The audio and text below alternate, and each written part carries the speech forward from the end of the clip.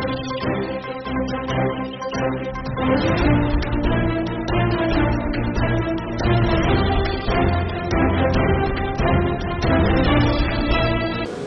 सभी का बहुत बहुत स्वागत, अभिनंदन। आज की इस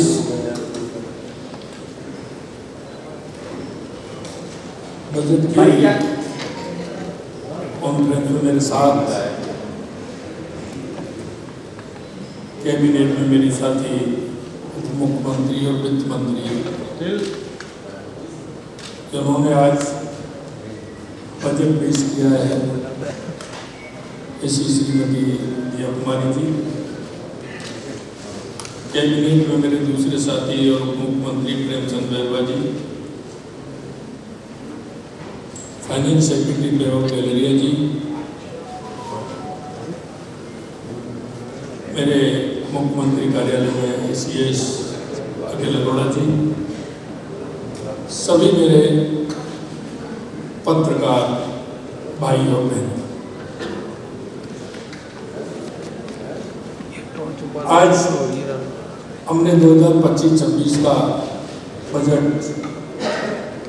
विधानसभा में रखा है। हमने ये बजट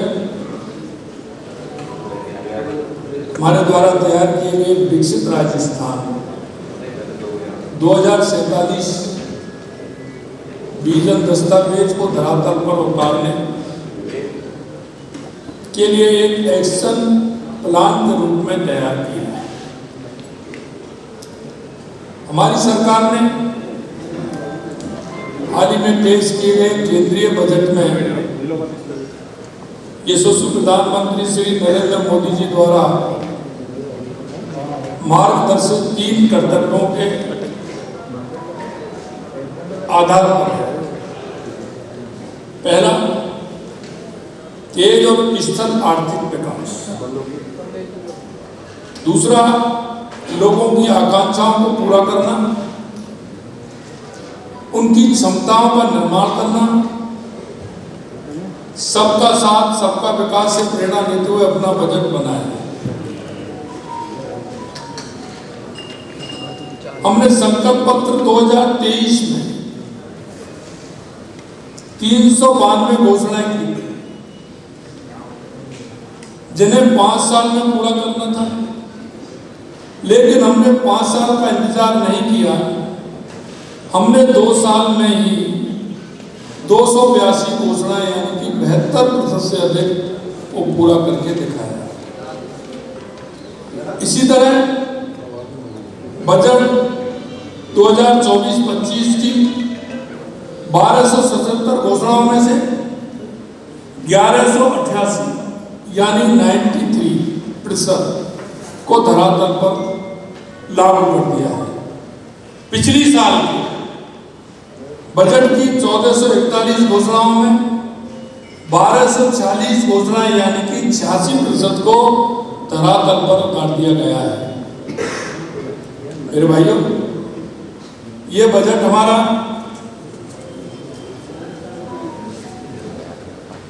हमारे 10 संकल्पों के साथ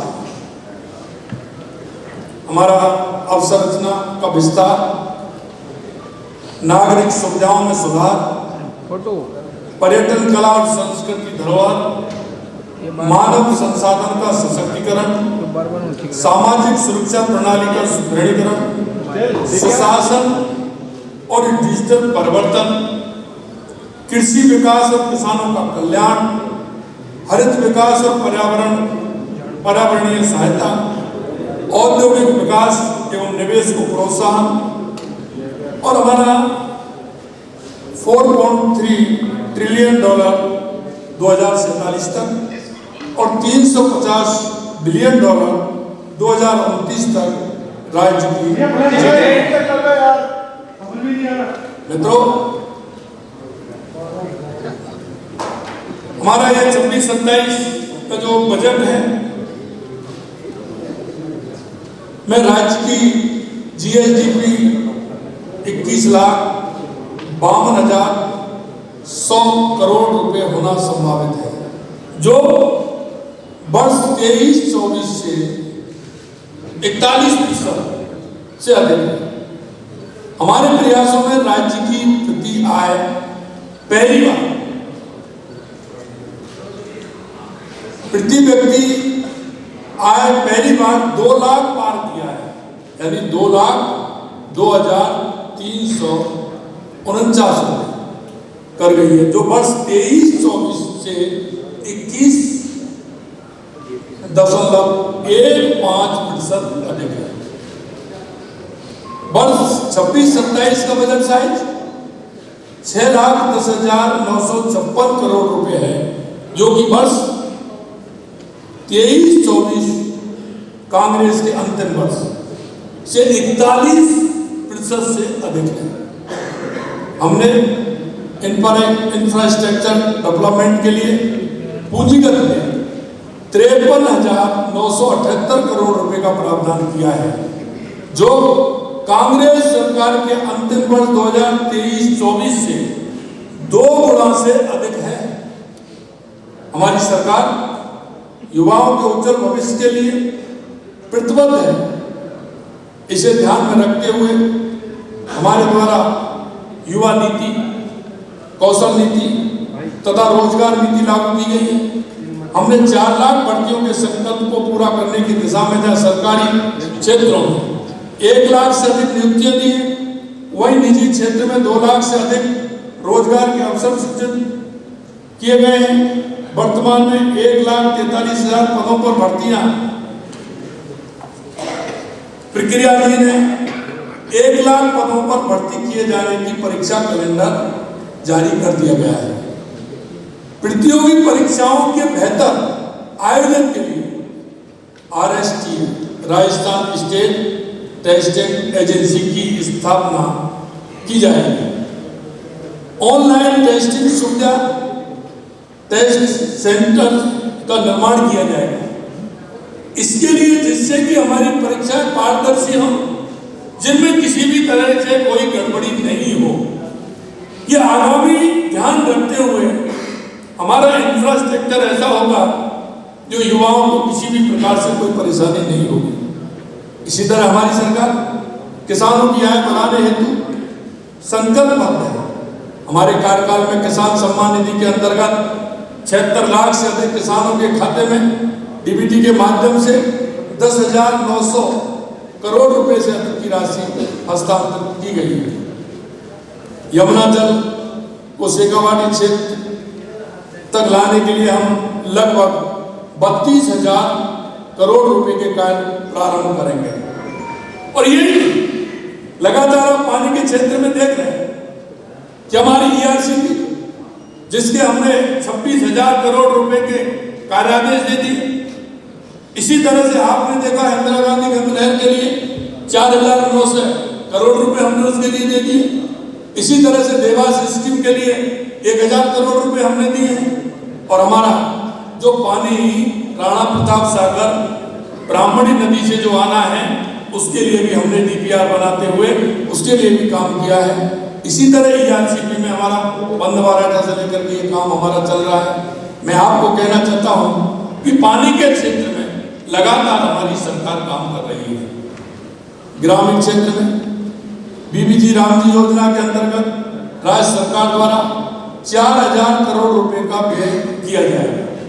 इसमें मैं आपको बताना चाहता हूँ कि BBG रामजी योजना जो ये कहते हैं इसको कौन करेगा, हमने इसमें 4,000 करोड़ रुपए का प्रावधान रखा है। इसलिए हमारा ये काम केंद्र और राज्य सरकार का 60-40 का रेशो है, उसमें हम काम करने वाले हैं। हमने चिकित्सा एवं स्वास्थ्य हेतु 32,526 करोड़ रुपए का प्रावधान रखा है, जो वर्ष 23-24 से लगभग 53% अधिक है। और इसी क्षेत्र में आपने देखा होगा कि बच्चों के लिए हमने हमारा JK लॉन्ग हॉस्पिटल में 500 बेड का IP टावर बनाने का काम किया है। 200 बेड का हमने RUHS भी किया है। इस तरह से हम चिकित्सा के क्षेत्र में भी लगातार काम कर रहे हैं, वो हमने जिसमें दिया है। प्रदेश के विद्यार्थियों को बेहतर गुणवत्ता शिक्षा सुनिश्चित करने के लिए प्रावधान को बढ़ाते हुए लगभग 69,000 करोड़ रुपए किया है, जो कि वर्ष 23-24 से लगभग 35% अधिक है।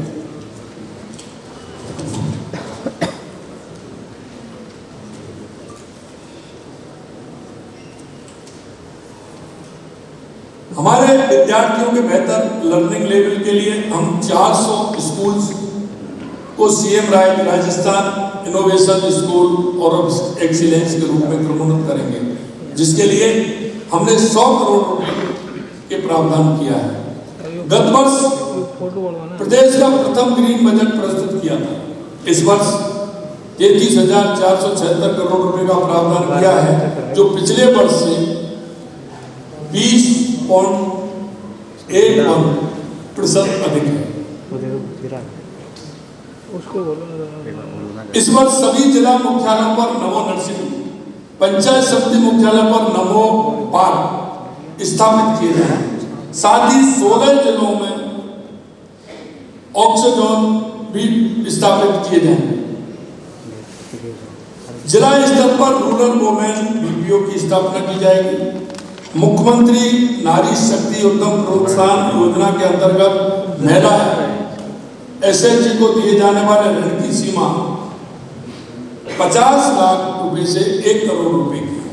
और इसी तरह हमने जो हमारी राजीव गांधी बहन है, जिनको 1 लाख रुपए मिलता था, उनका भी बढ़ा करके हमने 1 लाख से 1.5 लाख रुपए किया है। ये बीबीजी रामजी के अंतर्गत 100 दिवस के स्थान पर 125 दिन रोजगार देने का प्रावधान किया है। इस हेतु राज्य सरकार द्वारा हमने 4,000 करोड़ रुपए बढ़ाने का काम किया है। मित्रों, मैं आपसे कहना चाहता हूं कि लगातार हमारी सरकार, आपने देखा है कि हम काम कर रहे हैं और हमारा जो बजट का प्रावधान है वो आम जन को देखते हुए, जो हमारे युवा, महिला, किसान, गरीब, उसे लेकर के है। और लगातार आपने देखा है कि राजस्थान के अंदर 35,000 करोड़ रुपए के एमओयू हुए थे, 8 लाख करोड़ रुपए की जमीन पर उतरे। इसे देखते हुए हमने युवाओं को प्रोत्साहन देने के लिए कि वो नौकरी लेने वाले नहीं, नौकरी देने वाले भी बने, इसके लिए हमने 10 लाख रुपए का प्रावधान हमने युवाओं को रखा है कि 10 लाख रुपए तक का वो लोन ले सकते हैं और उसकी गारंटी भी सरकार दे रही है। उसमें भी हमने ब्याज की छूट उनको दी है। हम चाहते हैं कि हमारे राजस्थान का युवा आगे आकर के, क्योंकि राजस्थान बहुत पोटेंशियल है, इसलिए वो आगे आए।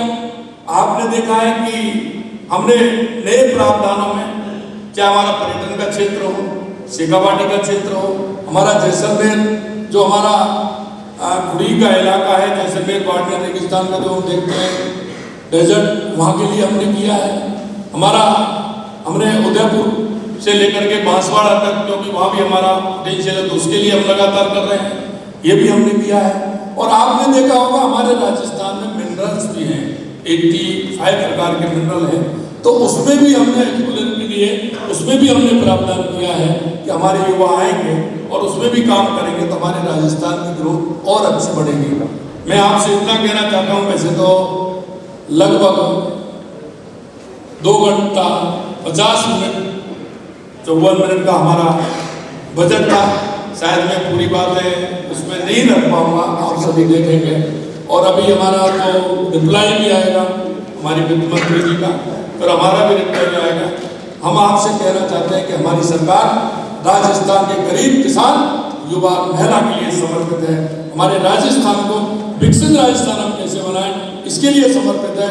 कई लोग कहते हैं, लेकिन मैं एक बात कहना चाहता हूँ, हमारे छोटे छोटे प्रावधान हैं जो हमने बजट में उनका निर्धारण किया है, वो आम व्यक्ति के जीवन को आगे बढ़ाने के लिए है और आम व्यक्ति कैसे हमारा आगे बढ़ सकता है उसके लिए है।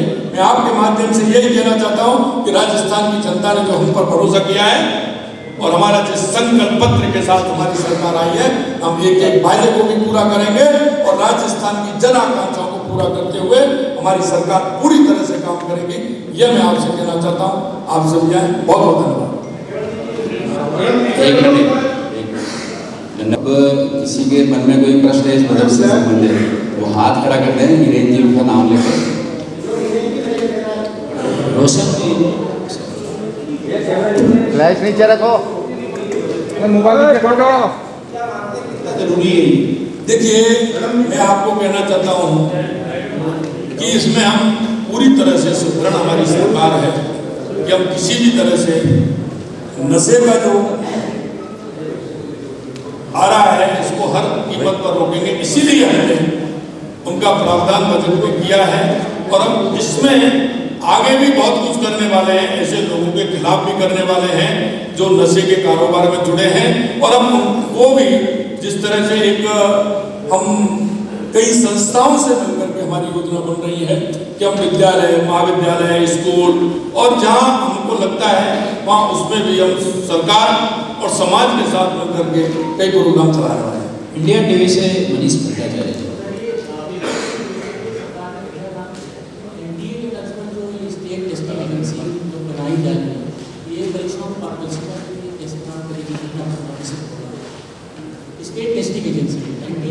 हाँ, देखिए इसमें क्या है कि हम इंफ्रास्ट्रक्चर धीरे धीरे हम ये बढ़ाना चाहते हैं कि विद्यार्थियों को किसी तरह की परेशानी नहीं हो।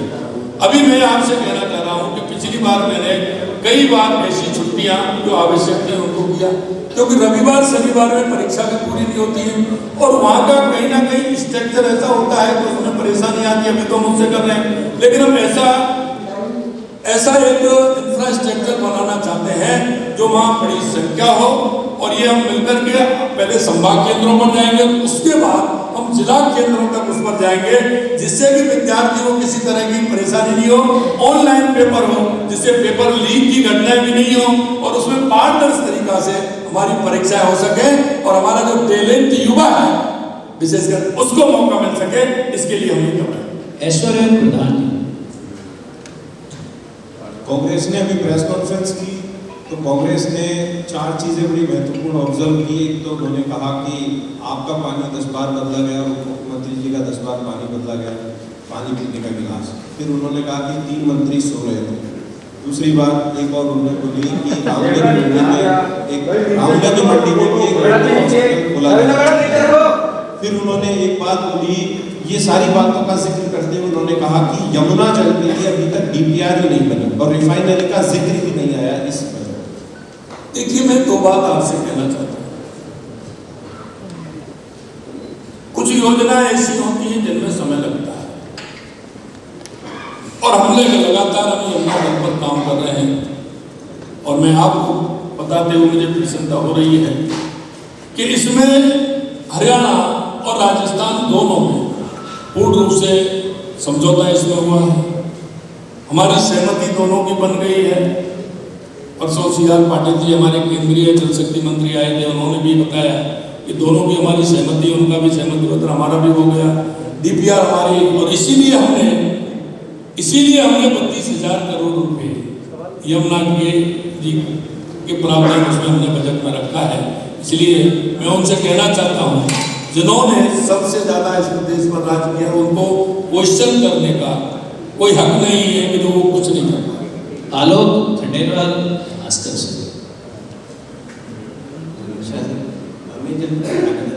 राजस्थान की जो फाइनेंशियल कंडीशंस है, जैसा कि सुनने में आ रहा है कि बहुत कम अभी पोजीशन बहुत खराब है, तो फाइनेंशियल कंडीशंस को दुरुस्त करने के लिए बजट में ऐसी कौन सी चीज की गई है जिससे राजस्व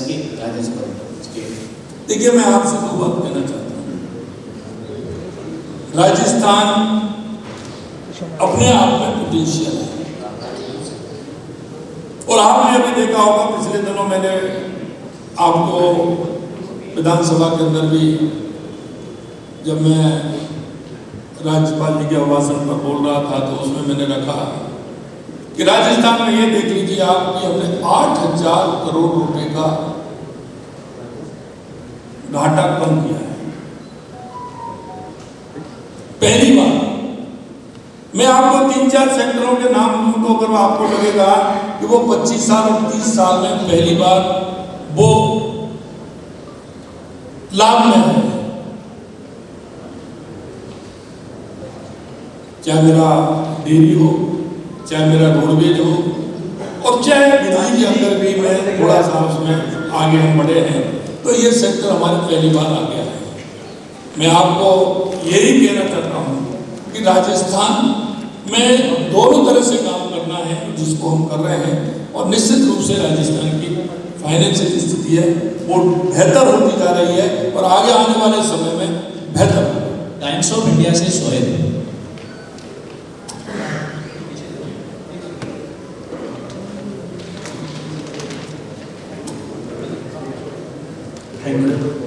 सर, जो आज बजट में स्कूल्स का जो रिपेयर के लिए जो बजट पास हुआ उसमें बताया गया है कि 2500 स्कूल्स को रिपेयर करने के लिए 550 करोड़ का बजटरी एलोकेशन किया गया। इसमें सर लेकिन इस फिगर को हम देखें और कंपेयर करें कि जो शिक्षा मंत्री मदन दिलावर जी ने कुछ दिन पहले अभी विधानसभा में एक रिप्लाई में कहा था कि 41,000 स्कूल्स जो हैं वो रिपेयर मांग रहे हैं, 3500 स्कूल ऐसे हैं जो कि अनसेफ हैं। तो सर ये 2500 स्कूल्स का आपको लगता है काफ़ी रहेंगे इतने बड़े जो स्कूल्स को, यानी कि 41,000 स्कूल्स को रिपेयर चाहिए, सर ये कहाँ तक मतलब जो है बैलेंस बना पाएगा? Thank you. देखिए, उसमें आप जब बजट में देखेंगे तो आपको प्रावधान अपने आप महसूस कर लोगे। उसमें नए स्कूल बनने हैं उनके लिए हमने अलग किया है। जो नए स्कूल की संख्या हमारी जो है उसके लिए 400 करोड़ रुपए हमने उसके लिए दिया है। नए स्कूल जो बनने वाले हैं उसमें से ही वो कम होंगे। और ये 550 करोड़ रुपए हमने रिपेयर के वो दिए हैं जिनका तखमीना बनवा करके हमने लिया है। आपको मैं एक विश्वास दिलाता हूँ कि राजस्थान के अंदर हमने उन बिल्डिंगों को भी लिया है, उनको चिन्हित किया है। आपको जाकर के लगेगा कि ये आप क्या कर रहे हैं, आज तक किसी ने नहीं किया। ऐसी बिल्डिंग राजस्थान में खड़ी है जिनका उपयोग नहीं हो रहा है, ऐसी 13,000 बिल्डिंगों को हमने छांटा है। 13,000 बिल्डिंग राजस्थान के अंदर है जिनका कोई उपयोग नहीं है। हमने उसकी उपयोगिता देखते हुए उनकी भी मरम्मत होगी, आवश्यक होगा उसमें उसको भी करेंगे और ये भी करेंगे। और मैं आपको विश्वास दिलाता हूं कि राजस्थान के जितने भी स्कूल हैं हम उनको पूरी तरह से रिपेयर करते हुए, जहाँ नए की आवश्यकता है वहाँ नए बना रहे हैं, जहाँ पुराने की आवश्यकता है उसको रिपेयर कर रहे हैं, जहाँ हमारी बिल्डिंग खड़ी हुई है उनमें उनको हम शिफ्ट भी कर रहे हैं। अंतिम सवाल की ओर हम जा रहे हैं। लास्ट 2 सवाल लेंगे। पंकज सोनी जी,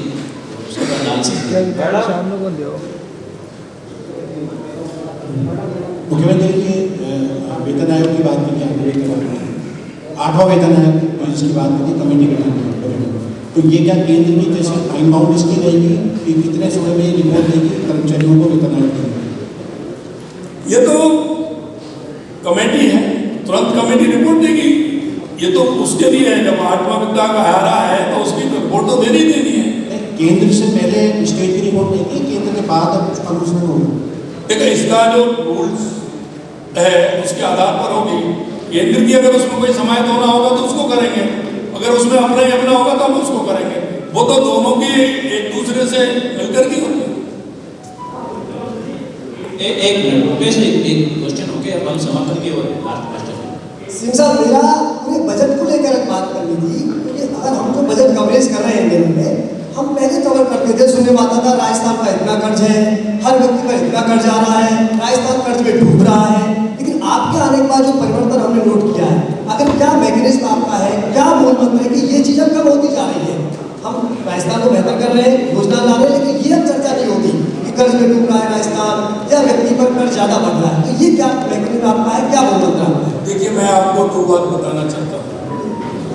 मैंने पिछले उसमें जिक्र किया था 2 बातों का। एक तो पता लगता है महंगाई दर से, तो मैंने उस दिन बताया था महंगाई दर किस तरह से घट करके नीचे आई है और 0.8 आई है, 6.5 से ऊपर, फिर 4.44 और उसके बाद 0.81। ये क्या धारणा है? इसी तरह से 8,000 करोड़ रुपए का, जैसा मैंने बताया, खर्चा कम हो। इसी तरह से प्रति व्यक्ति इनकम पहली बार 2 लाख को क्रॉस हुई। इससे आप अनुमान लगा सकते हैं कि राजस्थान किधर जा रहा है। और मैं आपको ये भी विश्वास दिलाना चाहता हूं कि आपने देखा होगा आज 2-3 घोषणाएं और हमने की, क्योंकि हम उसको रोकना चाहते हैं जो राजस्थान की गाड़ी कमाई जिसको देनी होती है उसमें नहीं पहुंचती। हमने डीबीटी के माध्यम से किया है, आपको पता हो। हम हर चीज को डीबीटी पर ला रहे हैं जिससे कोई उसका बिचौलिया नहीं हो, जिससे कि वो जिस व्यक्ति को जिस की आवश्यकता है, जिसको सरकार दे रही है, उसको सीधे खाते में पहुंचे। अब तक क्या होता था, बजट की शायद बड़ी होगी, कुछ और होगा, लेकिन उसकी कितना उस तक पहुंचता था। हमने कहा है कि हम अंतिम पायदान पर जो व्यक्ति खड़ा है, हर योजना का लाभ उस तक मिले, किसान को, युवा को, मजदूर को, जो भी आवश्यकता है हमारी, उनको पूरी तरह से मिले। इसलिए हम उसकी तरफ भी बढ़ रहे हैं। आप चिंता मत करिए, राजस्थान निश्चित रूप से विकसित भारत और विकसित राजस्थान, उत्कृष्ट राजस्थान, और जो हमने कहा है वो हम करके दिखाएंगे, ये मुझे विश्वास है। बहुत बहुत धन्यवाद। आप सभी को बहुत बहुत